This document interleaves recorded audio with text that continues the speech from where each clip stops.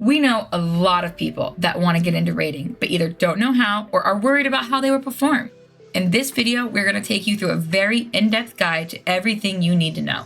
How to find and join a static, how to practice the class that you want to play, what gear to use, and how to get it, and what resources you will need that will be tremendously helpful. If you are looking for the bare minimum of what you need to get into Savage raiding, the answer is simple. Complete the normal versions of the fights and acquire the minimum item level to enter Savage. Now you're ready. If you want to go in more in depth about a topic, feel free to skip around in this video. Now let's dive deep into the specifics. Now let's start off with the classes. At the point that you are looking up the video, I think it is safe to assume that you know which class you'd like to play, or at least are deciding between a couple. If you don't, what are you doing? Go try some classes and see which one you enjoy and have fun. Don't worry about tier lists or which class is the best. They are all designed to clear the fights, so prioritize your enjoyment over optimization. But let's say for argument's sake you know what you want to play. The very first thing to do would be to make sure that you're playing the class correctly. By that, I just mean that you are playing the class to a proficient level in order to clear the content. In order to do that, a great resource is the Balance Discord. In there, they have rotations, openers, and gear all broken down by job and in a nice, easy format for you to follow. Also, if you have any questions about your class or specific fight for your class, they are always willing to help out. Those people are amazing. After knowing what job you are playing and seeing what the opener and rotation are, the next thing is going to be practicing that rotation. There are training dummies in the locations you see on screen now, along with random houses you will see, assuming you don't have one at your house. You don't need any permission from the owner. You can just go up and start whacking the thing. Just don't break it. That would be rude. Another option to practice the opener and rotation is the Stone, Sea, and Sky. This is an instance you can go into that is essentially a DPS check to make sure you can output the damage you need in order to clear the fight. I would say after you start to feel comfortable with your opener, that would be the time to switch from the dummy to Stone, Sea, and Sky. Another plus of the Stone, Sea, and Sky instance is it will reset all your cooldowns every time you re-enter, rather than having to wait around by the dummy, looking like a dummy, waiting for them to come back. Now that you know what class you're playing and how to play it, the next step to tackle is gearing. You do need a specific item level in order to be allowed into the content. This will change per raid tier, so either check in the duty finder or have the gear we suggest. When it comes to gearing, you essentially have three options: Tombstone gear, crafted gear, and normal raid gear. Let's start with the Tomestone gear. This is gear you are able to purchase using the most expensive Tombstone. This is also the third listed Tomestone on your currency menu, with a cap of 450 Tombstones that you can earn per week. You earn these by doing level 100 duties such as Expert Roulette or through hunt trains. It only takes 5 days of doing one Expert Roulette to cap for the week. The most efficient way to gather these Tomestones is through hunt trains. There will be a link in the description for the Discord that we use for Primal, but each server has its own Discord. You can set them to ping you at any time that there's a hunt up, and by getting credit for each mark killed, you will earn 10 Tombstones. It is important to note though that only the most recent expansion hunt trains will award the Tomestone you want. So make sure to watch which hunt train is up. The Balance Discord generally has what tome pieces to buy when. So if you are ever looking at which piece to get next, I'd start by looking there. Next up, we got the crafted gear. The biggest plus side of the crafted gear is that it has 5 meld slots available to it. Essentially, you can give it a little bit of extra stats that you want. You can obtain this gear by either crafting it yourself using the new masterwork recipes, or by purchasing it on the market board, or if you have a handy dandy friend that can craft it for you. On patch release, the crafted gear can be rather expensive, so when applicable, I would recommend crafting it yourself. This will always be the best gear until you get the tome pieces, because of the melding. The last type of gear that you are able to acquire would be the normal raid gear pieces. By completing each fight of the tier in normal difficulty, you will get the chance to roll on an item that you can turn in to get that piece from a vendor. For most turn-ins, you will need 3 to 4 of these items in order to get the gear piece that you're going for. You are also able to obtain 1 item from each fight per week, so make sure to know what pieces you want. Again, you can find this in the Balance Discord. One thing should be noted here though. For completing the last normal fight of the raid tier, you will receive an item that you can turn in to get the Tombstone weapon. You will need 7 of these items though, plus 500 of the new Tomestone. So make sure you hold on to them and collect them every single week. The Tombstone weapon is always a nice boost in damage. Also, on patch, the Extreme Trial weapon is generally better than the crafted weapon. So make sure to get your Extreme Trial weapon if you're able to before Savage unlocks. Savage unlocks 2 weeks after the new raid tier patch drops typically. In summary for the gearing, the best route to go for a min-maxing goal is the crafted gear fully pentamelded with the extreme trial weapon, and 1 or 2 pieces of the new Tomestone gear. This is all for week 1 Savage. However, not everyone can achieve this goal, so the next best route is the normal raid gear. As you go through the tier, you will slowly swap out your crafted/normal gear for Tomestone/Savage gear. With the knowledge of how to get all of the gear pieces, how do you know what we are going to need? Simple, the balance Discord. They will give you a full breakdown of what pieces you need, upgrade order,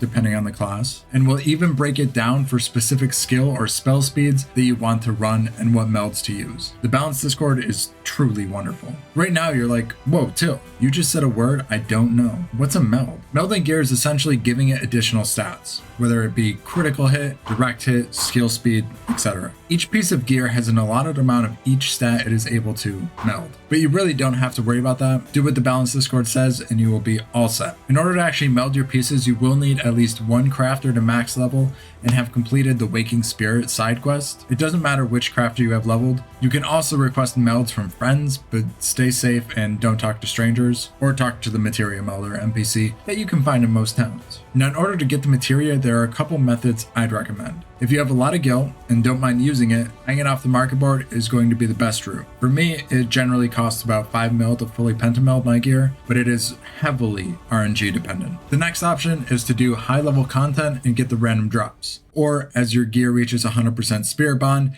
you can extract materias from it after completing the Foraging the Spirit quest. The downside here is that there's no way to get the specific materia that you may be looking for. And the last, and the one I would recommend most, would be to do hunt trains. For each mark you kill in the train, you're able to get clusters, and you could trade those to an NPC to get the specific materia you're looking for. Now, I know that was a lot of information. The full materia strategy I'd recommend is hunt trains to get the specific high-level materia you need, and then purchasing the cheaper ones off the market board. You may still spend a couple mil, but it is going to be much less expensive and time-consuming. After you got that down, now it's time to play the class while moving.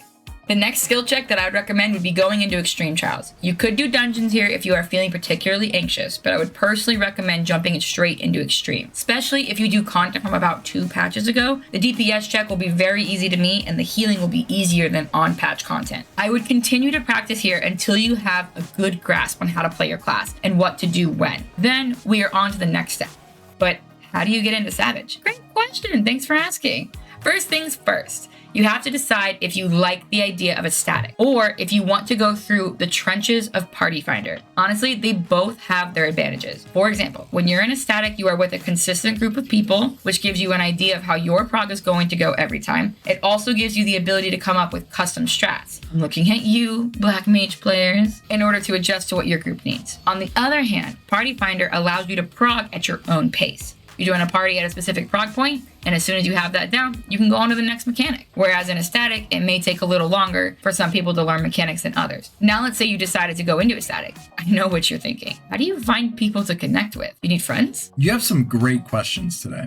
Well, on screen now and in the description are some resources that you can use that have recruitment chats for specifically statics. In general, you want to try to find one about a month or 2 in advance of the new raid tier coming out, so you're ready and you know you're going to like the group you selected. Something to be aware of as well, when you're looking for a static, they may ask to see your log. As I unfortunately learned from personal experience, they do not want a picture of your... Okay, Tilt. Okay. Logs are basically your stats from the fights you have done. We will go over those in more detail later. In general, though, more casual groups won't be asking for logs, and I would say that it is a good place to start to dip your toes in. Something I can't put enough emphasis on, though, is to do a trial run before committing to join. Trial runs allow time to see if you gel well with the others, and to make sure everyone is on the same page.